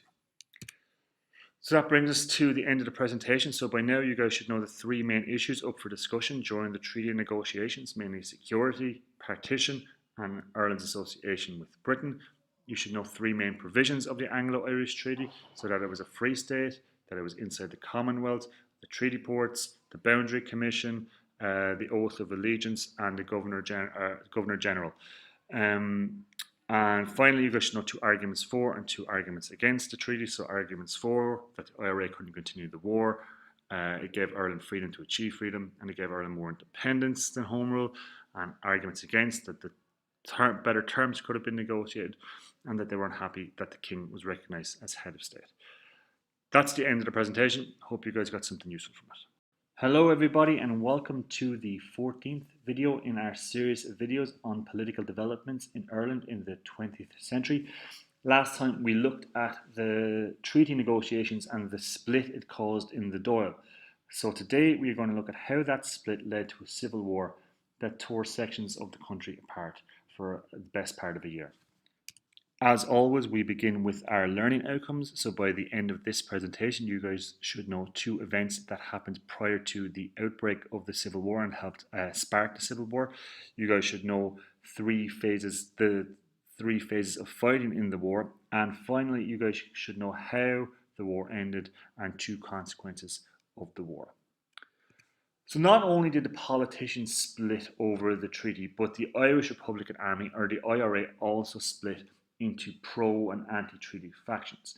Those who supported the treaty became members of the new Free State Army. Remember, Ireland was renamed the Free State of Ireland, and these troops were known as the Regulars. While the members of the IRA who were anti-treaty were known as the Irregulars. So these were people who opposed the treaty.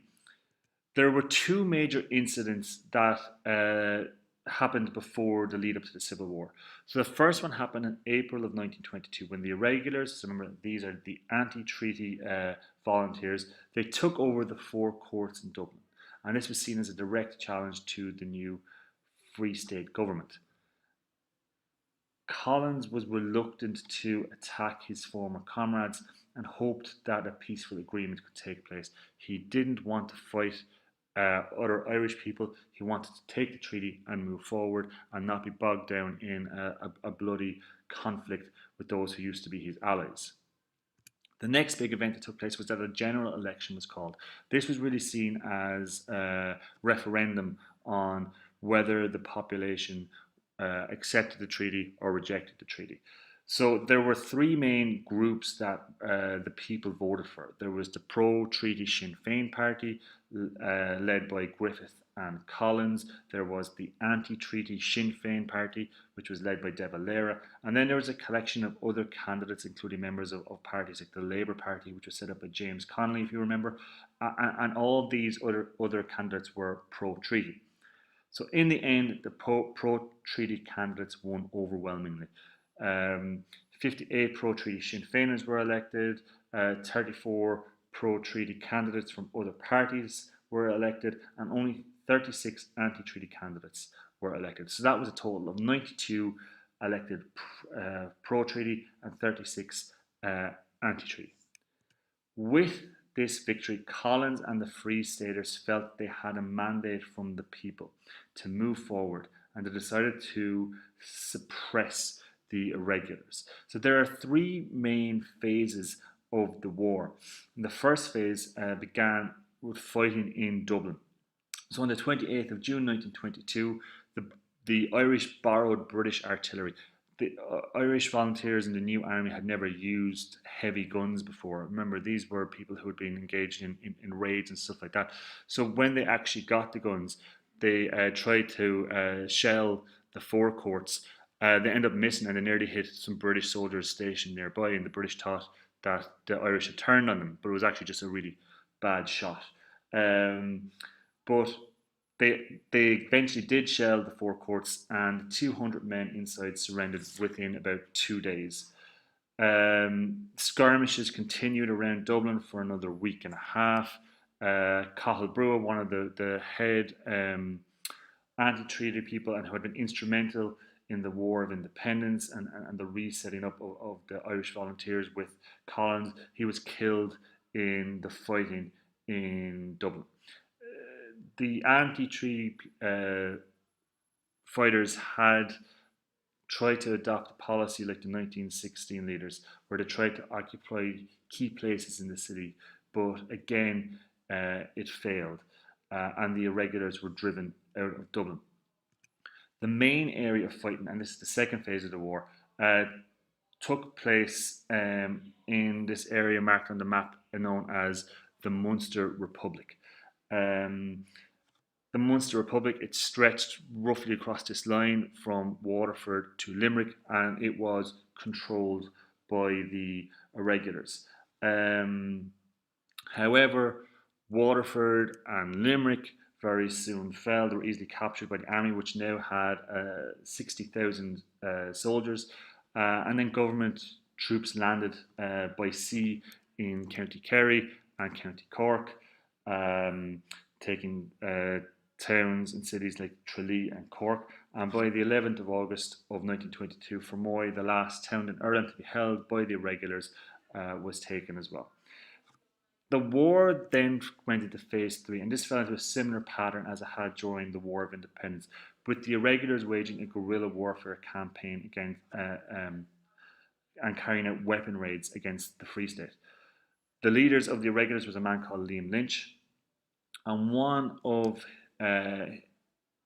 these flying columns set up by the irregulars was responsible for an ambush that killed Michael Collins at Ballinablaw in County Cork on the 22nd of August 1922. This was a massive blow for the new Free State, as they had lost their most influential leader. And it was made even tougher by the fact that Arthur Griffith had died from a stroke 10 days before the death of Michael Collins.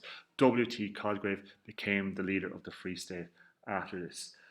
The irregulars tried to force the government into committing atrocities so that public opinion might turn against the Free State and people would support the rebels, just as they had after 1916 and how people had supported the rebels during the War of Independence.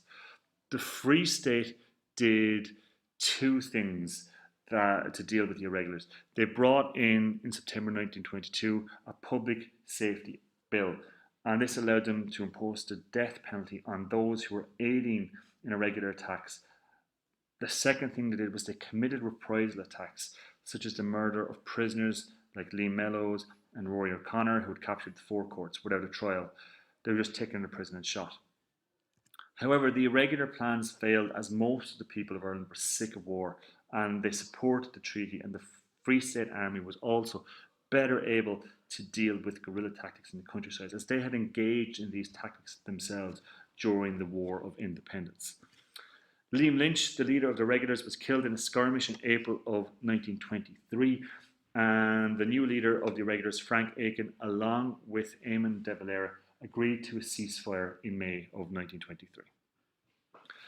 The Civil War left the country divided. Both sides had killed members of the other side, and this led to great bitterness that lasted in Irish politics for decades. The two largest parties grew out of these pro and anti-treaty sides, which we will look at in the next video.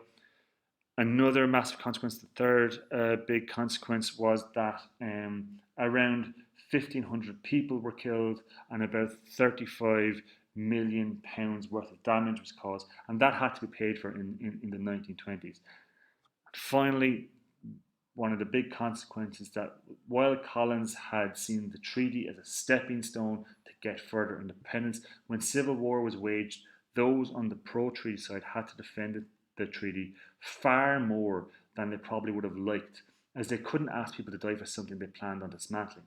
So any steps forward using the treaty to establish a more independent Ireland wouldn't really be enacted for another 10 years. So that brings us to the end of our presentation. So you guys should know two events that happened prior to the outbreak of civil war. So that would be the taking of the four courts, and the 1922 election, where pro-treaty was overwhelmingly candidates were overwhelmingly returned. Second, you guys should know the three phases of fighting in the Civil War. So you guys should know about the fighting in Dublin, the fighting in the Munster Republic, and then the guerrilla campaigns waged by the irregulars and then finally you guys should know how the war ended. So you should know that with the death of Liam Lynch in April 1923, that Frank Aiken and Eamon de Valera were willing to negotiate a truce. And finally, two of the major consequences of the war as well: the bitterness, the pro and anti-treaty political parties that sprung up, the death toll, the damages caused, and the treaty being defended far more than it probably would have been had everyone not been fighting against each other. So that brings us to the end of our presentation. Hopefully you guys got something good from that video. Thanks. Hello everybody and welcome to the 15th video in our series of videos on political developments in Ireland in the 20th century. We have finally left behind the War of Independence and the Civil War, and today we will look at how Ireland got on now that it had power to rule itself. Specifically, we will be looking at the Cumann na Gael government, and in this video we will be focusing on the successes of the Cumann na Gael government, which ruled from 1923 to 1932. As always, we begin with our learning outcomes. So by the end of this presentation, you guys should know three things that Cumann na Gael did to restore law and order. You guys should also know three things that it did to help the Irish economy. And finally, you guys should know 8 things that it did to help further Irish independence. We talked about the split in the Sinn Féin party during the Civil War into pro-treaty sides and anti-treaty sides. W.T. Cosgrave became the leader of the pro-treaty party after the death of Michael Collins and Arthur Griffith, and the party was renamed the Cumann na Gael Party. Cosgrave and his party were charged with leading the new Irish Free State. The first thing they had to do was to re-establish law and order in the country. They started ruling when the Civil War was still taking place, with the irregulars still carrying out guerrilla tactics. As we saw last time, the irregulars finally surrendered in May of 1923, but there had been lawlessness in the land for years, and many people still had guns. So Cumann na Gael took 3 main measures to deal with the lawlessness that persisted in the countryside. The first thing they did was to set up the Garda Síochána, or the Guardians of the Peace. This was an unarmed police force. Cumann na Gael, they wanted to change the perception of the police after the violent battles between the rebels and the RIC, which had taken place over the previous 5 years. To this very day, the majority of the Garda in Ireland remain unarmed. The next step, or the second step that they took to re-establishing law and order, was that they reorganised the court system. If you remember that during the War of Independence, Sinn Féin had their own court system to assert their independence. Now that freedom, or at least a stepping stone to freedom, had been won, it was time to get the country running more smoothly and to get the court system back in order. The final step that was taken to restore law and order was to bring in the Public Safety Act. We saw this last week. It was brought in 1922 to deal with the irregulars and the rebels of the Civil War. And this allowed the government and the police to arrest people who were suspected of aiding rebels, and also led to the execution of rebels. As you can see here from this photo, the rebel leader, one of the rebel leaders, Erskine Childers, was shot under this bill. So while this bill, it did help break the anti-treaty resistance, it also helped cause a further bitterness that would play out in the Dáil when the anti-treaty leaders returned to politics. For the Free State to work, it would also have to ensure that the economy was put on a sound basis. So this was the second positive thing they did. Nothing really leads to political instability quite like economic instability. So Cumann na Gael, they put an emphasis on agriculture as opposed to manufacturing. They set up quality standards for eggs and meat and butter, and they improved animal breeding methods. So the Irish products would be in greater demand. During World War One, Irish products had got a bad reputation as being of poor quality and quite cheap, so the Cumann na Gael government was trying to change this perception. They also provided loans for farmers. They set up the Agricultural Credit Corporation, which provided loans for farmers. They helped farmers buy back land also, and they also introduced low taxes for farmers as an incentive for them to invest in the farms and to improve the standards. So by 1930, this policy it was working for the agricultural sector because exports to Britain were at the highest they had been for a long time. However, the failure to support the manufacturing industry by protecting Irish products, like by putting tariffs on imports, it led to the economy not growing. And when the Wall Street crash hit in 1929, unemployment increased massively. However, one huge achievement of Cumann na Gael government was the establishment of the Shannon scheme. This was a huge hydroelectric dam that was built in Ardnacrusha on the Shannon River. It began in 1926 and it was finished in 1929. It cost £5 million to build, but it provided electricity for industry, farming, and homes. So while it didn't support industry and manufacturing, the building of the Ardnacrusha hydroelectric plant really did help industry in another way. The ESB was set up to build a national grid to distribute the electricity that was generated here and to distribute that around the country. The final big achievement of the Cumann na Gael government was its work with other Commonwealth countries in gaining more independence for Ireland. In 1926, the Balfour Declaration was passed, and this stated that all countries within the Commonwealth were equal in status. This meant that Ireland couldn't be treated any different than Canada or Australia, despite how close it was to Britain. This was a major fear that Ireland wouldn't be treated as fairly as Canada or Australia due to its proximity to Britain, but now they had in the Balfour Declaration that this would not be allowed. Finally, in 1931, Cumann na Gael again worked with other Commonwealth countries in negotiating the Statute of Westminster. This allowed any Commonwealth country to change any law that had been passed by the British government for that country. So if Britain passed a law that the Irish people were unhappy with, they could change that law. This act is going to be crucial when Eamon de Valera comes back onto the political scene, into political power in 1932. He is going to use the Statute of Westminster to really dismantle the treaty.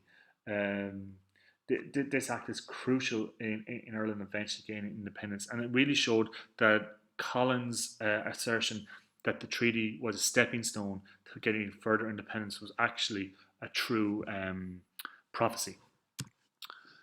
So that brings us to the end of our presentation. So by now you guys should know three things that Cumann na Gael did to restore law and order: the setting up of the Garda Síochána, the re-establishment of the courts, and the Public Safety Act. Then you guys should know three things that they did to help the Irish economy: so the setting up of the ACC to provide loans for farmers, the improvement of standards in Irish products, the building of the Ardnacrusha power plant, and the overall improvement in the Irish agricultural industry. Finally, you should know two things that they did to help further Irish independence. Again, so they negotiated with other Commonwealth nations, and with these Commonwealth nations, they were able to get the Balfour Declaration passed and the Statute of Westminster in 1931. That's the end of the presentation. Hope you guys got something good from this video. Hello everybody, and welcome to the 16th video in our series of videos on political developments in Ireland in the 20th century. This will be the final video on this topic for a while as we turn our attention to international relations in the 20th century from here on out. But last time we looked at Cumann na Gael's successes, and in this video we will be looking at their challenges and failures that ultimately will lead to them being voted out of power. As always, we begin with our learning outcomes. So by the end of this presentation, you guys should know what the Army Mutiny was. you guys should know what happened with the Boundary Commission. And finally, you guys should know 3 things that led to Cumann na nGaedheal losing popularity. The first major threat to the Cumann na nGaedheal government was the Army Mutiny of 1924. With civil war over in 1923 and the re-establishment of law and order thanks to the Garda Síochána, the court system and the Public Safety Acts that we looked at last week, the government decided to try and bring normality to the country and try to save some money by reducing the Irish Army by 40,000 soldiers. Many soldiers and officers were unhappy about this, and they also felt that Ireland wasn't moving fast enough towards a republic and were worried about Ireland's status within the British Union. So to prevent a military coup, the Minister of Home Affairs, Kevin O'Higgins, arrested some of the leaders who were trying to start a mutiny. Richard Mulcahy, who was the Minister for Defence at the time, was forced to resign also. This is an important step that ensured that Ireland didn't become a military dictatorship and that Ireland remained a democracy. But it was seen as a challenge to Cumann na nGaedheal and the idea that they weren't moving towards a republic quick enough certainly damaged their reputation. The next big challenge that Cumann na nGaedheal government faced was with the Boundary Commission. If you guys remember, one of the 3 big issues of the treaty negotiations was partition, and it was agreed that a Boundary Commission would be set up to redraw the boundary. This Boundary Commission met between 1924 and 1925, and nationalists had really hoped that the Boundary Commission would make Northern Ireland so small that it would be forced to join the South, that it would be unviable for it to continue as its own government. The Commission had a representative from the Free State of Ireland, Owen McNeill, who had started the Volunteers way back in 1913. So we've met Owen McNeill a few times. There was a representative for the North, Joseph Fisher, as you can see here. And finally, there was a representative of the British government, a South African judge known as Richard Feetham, Lord Richard Feetham. The Commission only proposed tiny changes to the border with the Free State, with the Free State actually losing some land to the north in the proposals. As you can see here, the bits that are dark or black are lands that were in the Free State that were now going to be given to Northern Ireland, and the bits that are grey were the bits that Northern Ireland were going to give to the Free State. So Cosgrave complained to the British government, and it was decided that the boundary would stay as it was established in the Government of Ireland Act of 1920. This was the act that had introduced partition. So this decision left many Catholics in a state that discriminated against them. We will look at these consequences when we look at Northern Ireland at another time. However, for Cumann na nGaedheal, this debacle was seen as a massive failure and it really undermined their popularity. Another thing that ultimately led to Cumann na nGaedheal losing power was the rise of Eamon de Valera's new political party, Fianna Fáil. De Valera had remained a member of the anti-treater Sinn Féin party, but in 1926 he left it because Sinn Féin continued their policy of abstention. They refused to acknowledge that the third Dáil was legitimate, so De Valera left and created Fianna Fáil.